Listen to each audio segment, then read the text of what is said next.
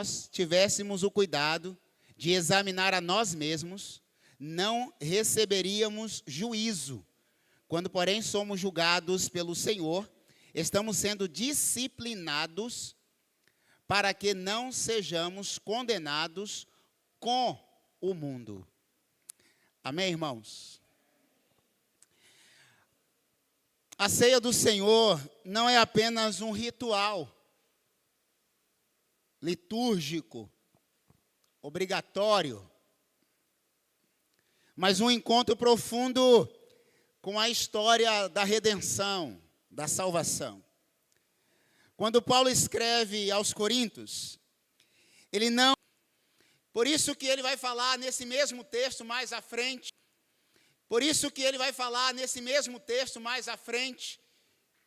o penúltimo versículo em que li, que a disciplina do Senhor, na verdade, não é ruim. Ela é cirúrgica e necessária. Por isso que Paulo, toda vez que vai falar na carta aos Coríntios sobre disciplina e correção e cuidado, porque a igreja em Corinto estava indo para um caminho, no mínimo estranho, teologicamente, de forma doutrinária, e alguns costumes estranhos na própria igreja. Era uma igreja grande, no sentido não numérico, mas de expressão, mas era uma igreja que tinha muitas influências externas, a tal ponto que alguns irmãos, talvez por falta de educação espiritual, eu vou usar esse termo aqui, me permitam, na hora dos banquetes ou na hora da ceia, alguns irmãos não tinham, digamos, a educação espiritual correta. Alguns comiam excessivamente, tipo assim, um prato de peão, e os outros ficavam sem. Paulo estabelece, então, alguns cuidados, algumas diretrizes para esse comportamento e outros comportamentos assustadores. Então, leia 1 e 2 Coríntios, que você vai ver a correção que ele fazia. E durante essas instruções e comportamento, naturalmente isso ia interferir na adoração, na forma como esse povo, essa igreja, se comportava liturgicamente durante as celebrações, estranhamente. Por essa razão, no capítulo 11, Paulo vai dar as instruções de como se comportar durante as celebrações. E ele vai falar, então, da ceia do Senhor, trazendo a alusão da ceia do Senhor, do corpo e do sangue de Cristo, e ao mesmo tempo das celebrações dos banquetes. E traz essa reflexão para a igreja local, que estava vivendo um momento estranhamente errado na sua liturgia. Tanto que no capítulo 12, ele vai começar então a trabalhar os dons espirituais, que também era outra luta que a igreja vivia, outra crise que a igreja vivia, não sabia como discernir os dons espirituais, o que é e o que não é.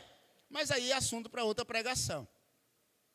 A ceia, então, é um momento em que nós percebemos o nosso passado, o nosso presente e a perspectiva do futuro.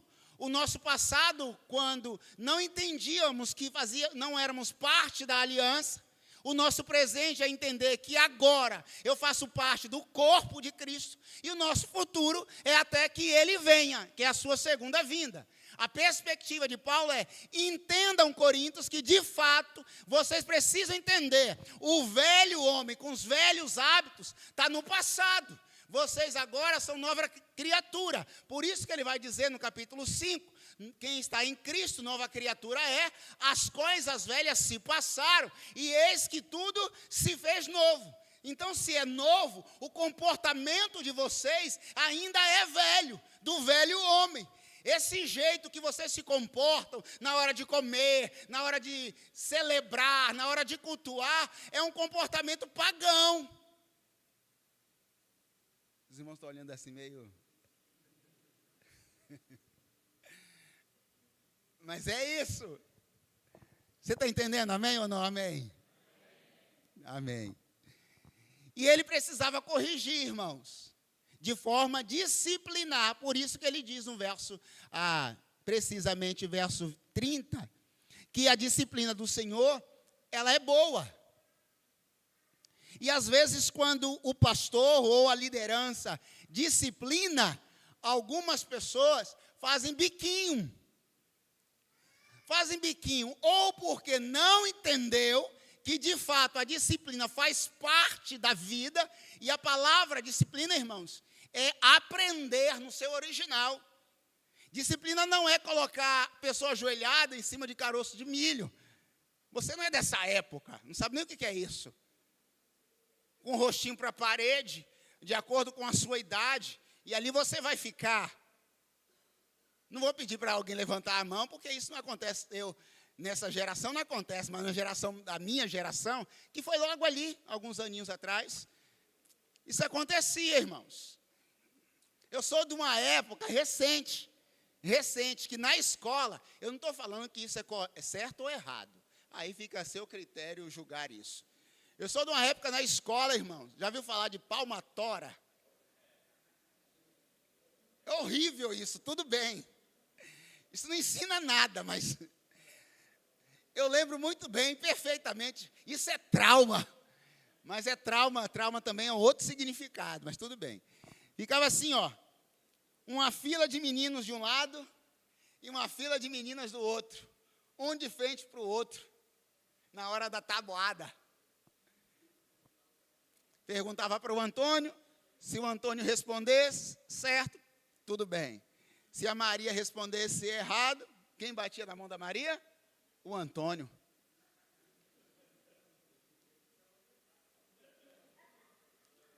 Ou você aprendia tabuada ou aprendia tabuada. Fora as disciplinas mais estranhas que vocês possam imaginar, essa geração não tem ideia do que é isso. Hoje, na verdade, se você olhar para um aluno, mais aborrecido que você saiu de casa, pai, mãe, conselho tutelar, polícia, tem até a polícia do estado para servir na escola. Eu não sei porque eu cheguei nesse...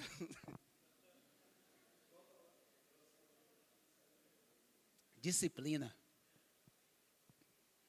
Porque vivemos uma época em que as pessoas não querem ser disciplinadas, e disciplinar é aprender. Por que os asiáticos são uma das pessoas dos povos mais disciplinados? E que mais produzem intelectualmente algumas coisas no mundo? A primeira coisa que eles fazem, a geração deles, de adolescentes, de jovens, era, né? Porque agora está tudo digital, né? Lê o jornal. Lê um jornal. Claro que hoje você tem tudo nas redes sociais, né? Mas quantos sabem o que é uma leitura de um livro, de um jornal, de uma Bíblia? Essa igreja estava vivendo um período de completamente indisciplina. Eles não conseguiam entender o que era comportamento diante da adoração ao Senhor Deus. Bom, se eu tenho dificuldade com as disciplinas lá fora, naturalmente elas vêm para aqui. E aqui, em 1 hora de culto, diga-se de passagem que não pode chegar 8:50, temos que corrigir tudo.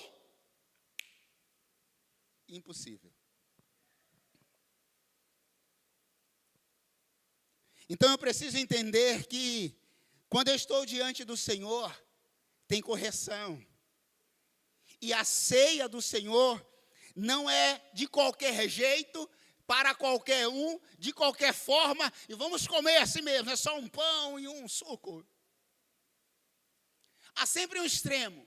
Pode ser de qualquer jeito e o outro extremo.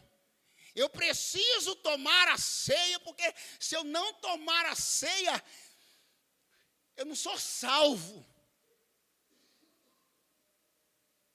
E o sangue de Jesus, onde que entra aí nisso? E o sacrifício do Cordeiro, onde é que entra?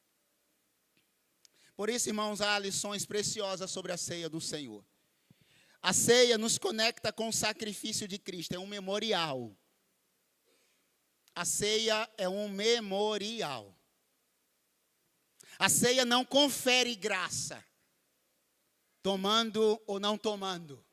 Se eu tomar, eu saio daqui, tipo o Popeye, agora mais forte. Não, irmãos. Tomei a ceia, agora estou pronto, agora eu posso ser arrebatado. Não. Tomei a ceia, agora eu fui batizado no Espírito Santo. Não, irmãos. Paulo diz no texto em que li que a primeira dimensão da ceia é que ela é um memorial. Fazer isso em memória. Toda vez que eu participo da ceia do Senhor, eu trago à memória algumas coisas. O sacrifício de Cristo. A morte dele. A paixão dele, a entrega dele. Segundo, a ressurreição dele. Ele está vivo. Ele está à direita do Pai. Ele enviou o Consolador. Terceiro, é que ele vai voltar. Então, é um memorial que me leva a essas três dimensões. Sacrifício, morte, ressurreição e até que ele venha. Assim, a ceia é um memorial que me reconecta a Cristo Jesus, ao sacrifício dele. Tomar a ceia é lembrar do que Cristo fez por mim. Então, quando eu pego o cálice, os elementos, o pão e o suco, eu lembro do corpo de Cristo imolado na cruz, sacrificado, derramando sangue por mim. Quando eu participo dele, do corpo de Cristo, do sangue dele, eu lembro tudo o que foi feito por mim em memória. E aí sim, a memória que me traz esperança. Não só dor, não só lamento, mas traz esperança de que tudo o que ele fez, os meus pecados foram perdoados em Cristo Jesus. Há uma viva esperança dentro de mim, que ele vai voltar. E isso eu vou nutrir no meu coração. Segundo, a ceia nos confronta com nossa condição, ou seja, discernimento. Verso 28 diz assim: examine-se o homem a si mesmo. A ceia não é apenas um momento de celebração, ou um momento de conforto, mas de confronto também. Participar da ceia sem discernir é participar de forma indigna, não porque alguém é perfeito, mas porque nós não devemos ignorar o fato que discernir o corpo é entender a profundidade do sacrifício de Cristo. Discernir é entender por que eu participo da ceia. Entender também que está pronto para se entregar em Cristo e por Cristo Jesus. Participar da ceia é se reconciliar, se reconectar com Deus. Então, para discernir, o texto nos diz isso, versículo 28, examinar. Esse é um procedimento que só você faz. Na nossa igreja, na Igreja Batista, na sua maioria hoje, há algumas formas de ceia. Chamada ceia livre, ceia restrita, ceia ultra restrita e ultra livre. Conceitos teológicos criados aí, e não está na Bíblia isso não, quer dizer, está na Bíblia. Aqui para nós a ceia é para todo crente batizado em nome do Pai, do Filho, do Espírito Santo, batismo por imersão, batismo, afundar, mergulhar. crente em Cristo Jesus. Pastor, mas se alguém ceiar e que não está nessa condição, aí é ele ou ela. Você acha que o pastor vai sair daqui correndo, pelo amor de Deus, você não vai tomar ceia? Jamais, irmãos. O texto diz, examinar a si mesmo, ou seja, você tem o discernimento.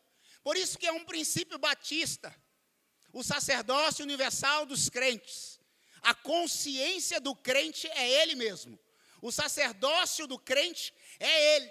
Nós não precisamos de um maioral espiritual, digo, por exemplo, um sacerdote como o Papa, para pedir permissão para tal coisa.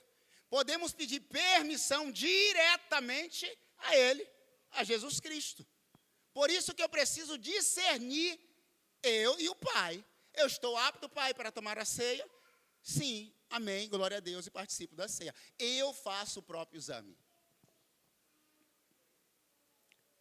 Terceiro e último, a ceia nos envia para proclamar, para anunciar o propósito que nós fomos designados. O texto nos diz, anuncieis a morte do Senhor até que Ele venha.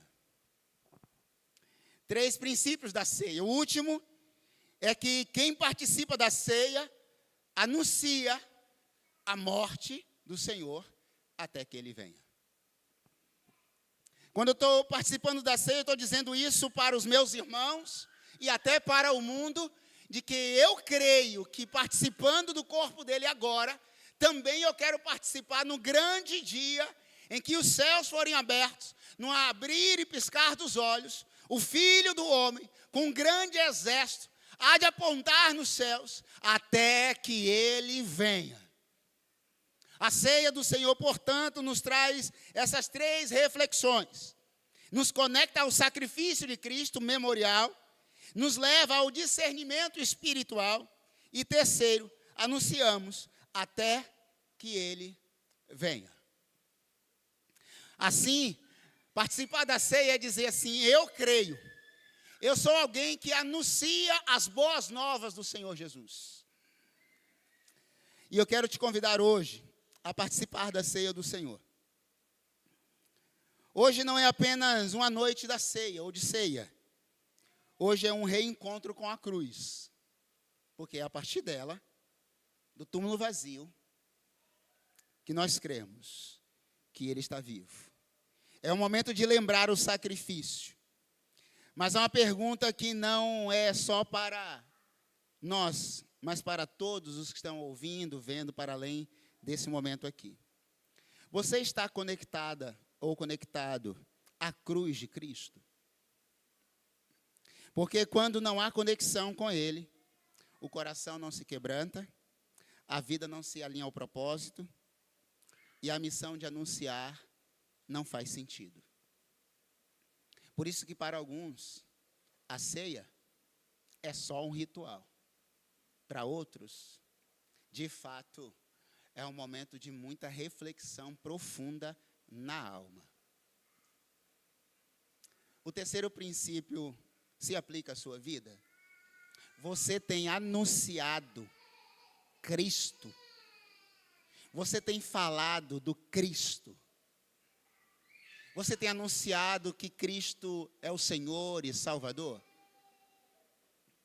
Porque o texto nos diz, até que Ele venha.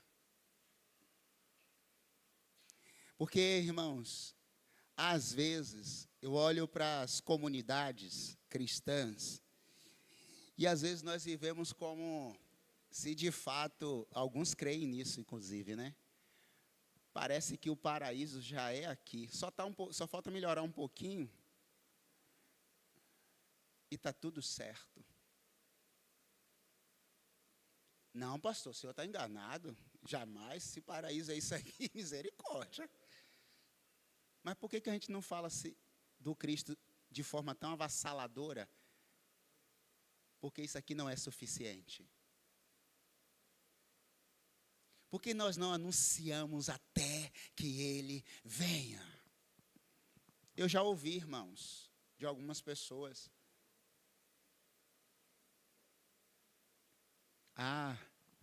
Eu sirvo a Deus há mais de 30 anos, eu ouço isso há muito tempo, e ele não veio até hoje.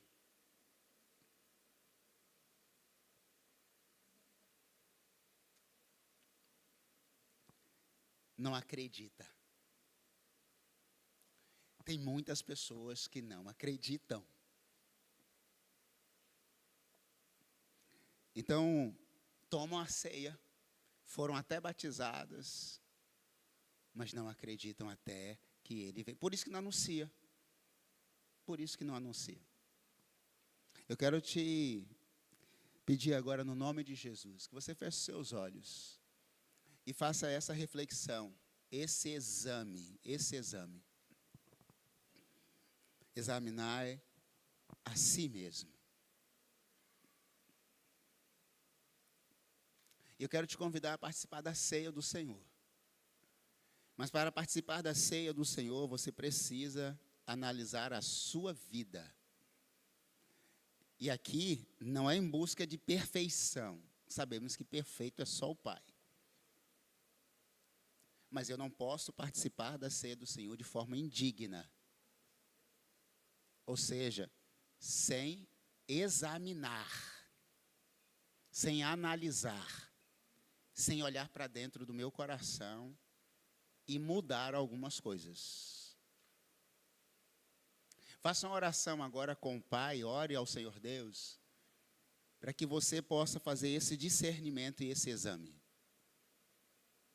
Confesse o seu pecado ou os pecados. Importante, se arrependa.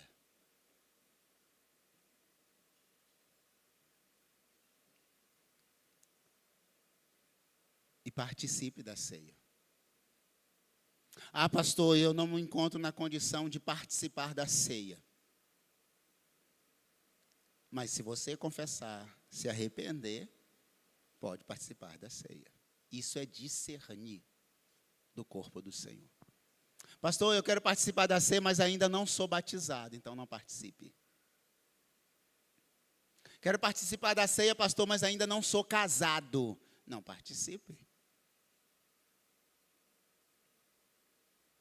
Mas podemos resolver essas questões o quanto antes. Oremos. Bendito Deus e eterno Senhor, no nome de Jesus, exaltado seja o teu nome, meu Deus. De fato, Senhor Jesus, participar da ceia, da mesa do Senhor, é entender o privilégio de que nós fomos alcançados pela graça, Pai. Não é por nossos méritos, não é por nossa capacidade, é pelas misericórdias do Senhor. Nós fomos alcançados por essa misericórdia. Nessa noite, Senhor Jesus, nós abrimos o nosso coração. Eu abro o meu coração diante do Senhor. E te peço no nome de Jesus, me perdoa. Perdoa os meus pecados, perdoa as minhas falhas, as minhas transgressões. No nome de Jesus. Que o Senhor nessa noite continue a disciplinar os nossos corações, para que possamos aprender com o Senhor e no Senhor. Ah, Deus, que essa noite possamos nos derramar diante do Senhor, derramar diante da graça do Senhor Jesus. E possamos participar da ceia com grande alegria, Deus, com grande verdade, com grande expectativa, Pai, desse amor que fomos alcançados. Um amor que não contém só em nós, não parou, Deus, nessa igreja, muito pelo contrário. Ah, Deus, tem atingido milhares e milhares de pessoas. Um amor, Deus, Deus, que não podemos nem expressar a dimensão desse amor.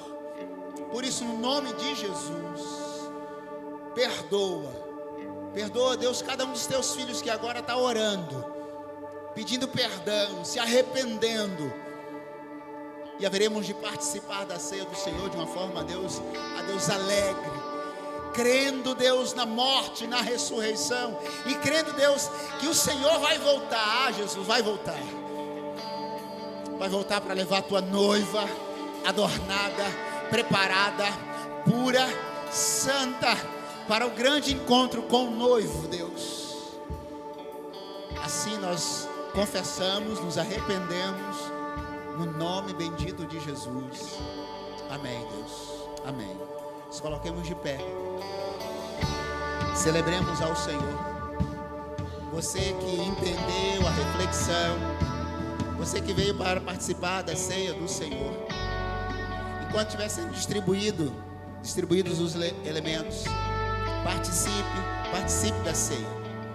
Mas você que ainda sabe que precisa de uma aliança com o Senhor Deus, precisa descer as águas, talvez precisa consertar ou precisa celebrar o seu casamento de uma forma assertiva, no nome de Jesus. Eu quero te convidar também hoje a nos procurar após essa celebração para acertarmos isso. Em junho nós teremos batismo, então eu quero te batizar e você participar da ceia do Senhor de uma forma que você possa participar do corpo de Cristo, não só da comunhão dos santos, mas simbolicamente daquilo que nós cremos. Louvemos, adoremos ao Senhor, e os irmãos vão distribuir os elementos no nome de Jesus.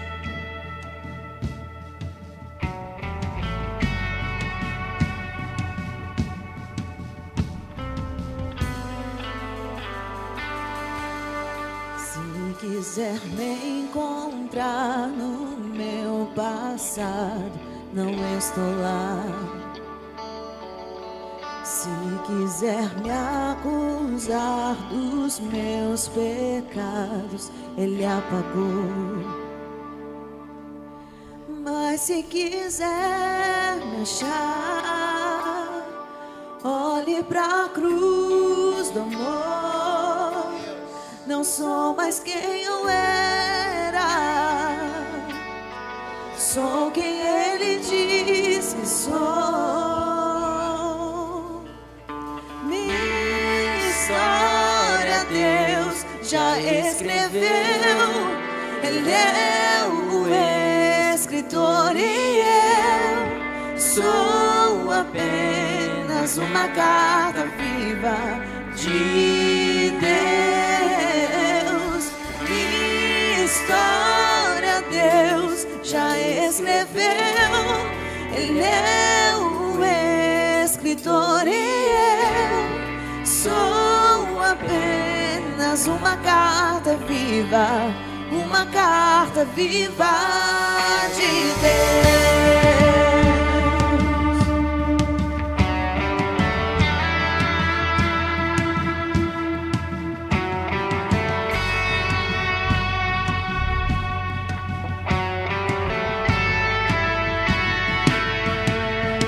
Mas se quiser me achar, olhe pra cruz do amor. Não sou mais quem eu era, sou quem Ele diz que sou. História Deus já escreveu, Ele é o escritor e eu sou apenas uma carta viva de Deus. História Deus já escreveu, Ele é o escritor e eu sou apenas uma carta viva de Deus, uma carta viva, uma superação escrita, uma carta viva. A cruz é a caneta e o sangue era a tinta, uma carta viva, uma superação escrita, uma carta viva. A cruz é a caneta e o sangue era a tinta, uma carta viva, uma carta viva,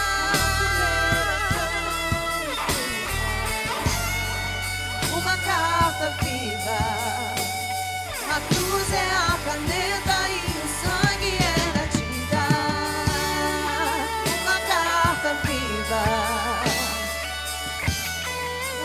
superação escrita, uma carta viva. A cruz é a caneta e o sangue é a tinta. Minha história Deus já escreveu. Ele é um escritor e eu sou apenas uma carta viva de Deus. Minha história Deus já escreveu. Ele é um escritor e eu sou apenas uma carta viva, uma carta viva de Deus.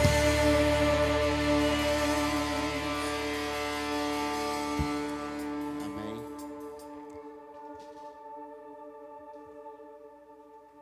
Amém, meus irmãos? Todos receberam os elementos?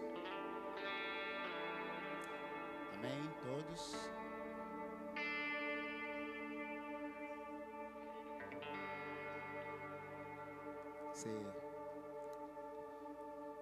Como falei, ministrei,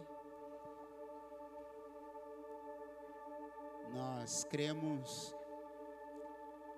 por ser um memorial, nós não cremos na consubstanciação ou transubstanciação, ou seja, nós não estamos comendo o corpo de Cristo e nem bebendo o seu sangue, porque para nós é um memorial.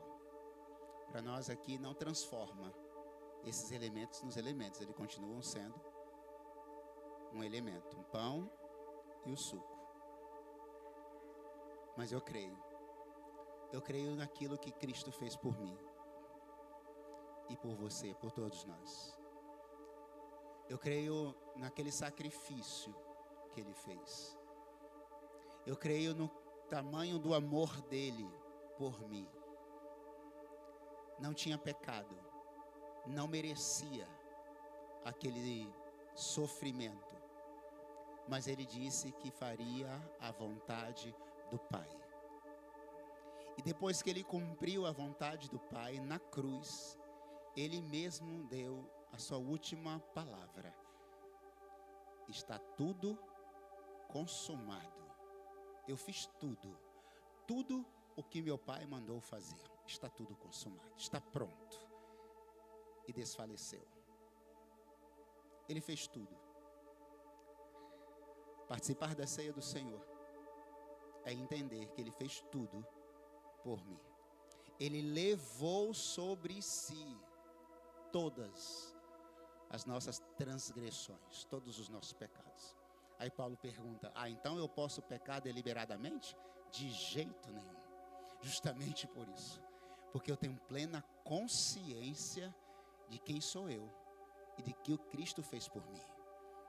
Por isso que bendito é aquele que conhece o Senhor, mas aquele que conhece o Senhor deve viver dignamente nele.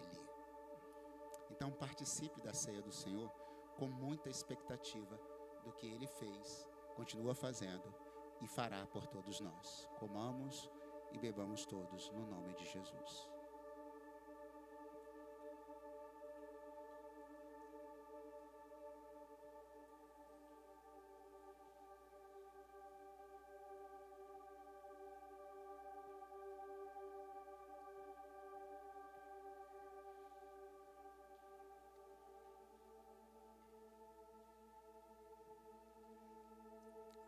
Eu vou pedir para quem puder e quiser, claro, se colocar de joelhos, quem puder fazer isso, se ajoelhar. Vamos nos fazer um momento de rendição.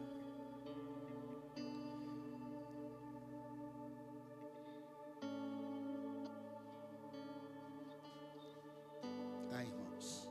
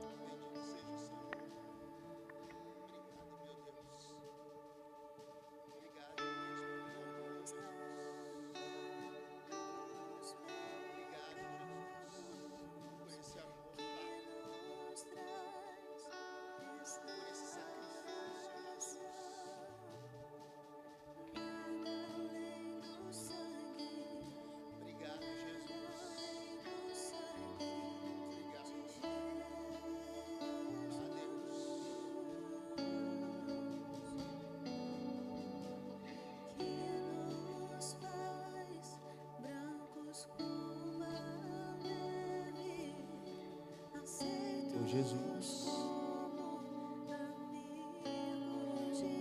Pai, eu confesso que às vezes me falta palavra, Pai, para expressar, Deus, a gratidão, o amor do Senhor, Pai. Participar desse momento, Senhor, é ter a consciência no nosso coração, Pai, de que de fato é um amor incompreensível, é um amor constrangedor. Amar pessoas que nem existiam ainda, amar pessoas que até desrespeitam o Senhor. Por isso, Pai, em nome de Jesus, nós estamos prostrados aqui agora, nos rendendo ao Senhor, ao seu senhorio, reconhecendo, Pai, o tamanho desta graça, desta bondade e deste amor, Jesus. Nós estamos prostrados porque sabemos que o Senhor está aqui. Nós estamos prostrados, Pai, rendidos ao Senhor, Deus, reconhecendo que o Senhor está vivo, reconhecendo, Pai, o Teu amor por cada um de nós, reconhecendo o Teu amor pela igreja, Pai. O Senhor fez isso pela igreja do Senhor. E agora, Pai, nós rendemos graças ao Senhor. Obrigado, Jesus, por Teu amor. Obrigado, Jesus, por Tua graça. Obrigado, Jesus, pelo Teu sacrifício. Obrigado, Jesus. Obrigado, Pai. Obrigado pela viva esperança em nossos corações, de que mesmo em meio a tantas dificuldades do mundo e no mundo, Jesus, o Senhor diz que vai voltar. O Senhor vai construir e reconstruir uma nova Jerusalém, um novo céus e uma nova terra, uma nova pátria para todos nós. O Senhor nos faz uma promessa gloriosa, de que no novo céu e na nova terra não haverá mais morte, nem tristeza, nem dor, nem lágrimas, nem sofrimento algum. Na verdade, o Senhor nos faz uma promessa linda. O Senhor nos enxugará dos nossos olhos toda lágrima. Jesus, estamos aguardando com muita expectativa, Pai, o grande dia em que haveremos de nos encontrar com o noivo. Jesus, nos adorna, nos santifica. Esse é um momento, Senhor Deus, de profunda reflexão em nosso coração, e reconhecemos, Pai, esse amor grandioso. Obrigado, Jesus. Obrigado por esse amor. Obrigado por essa viva esperança. Nós oramos no nome bendito de Jesus. Amém, Jesus.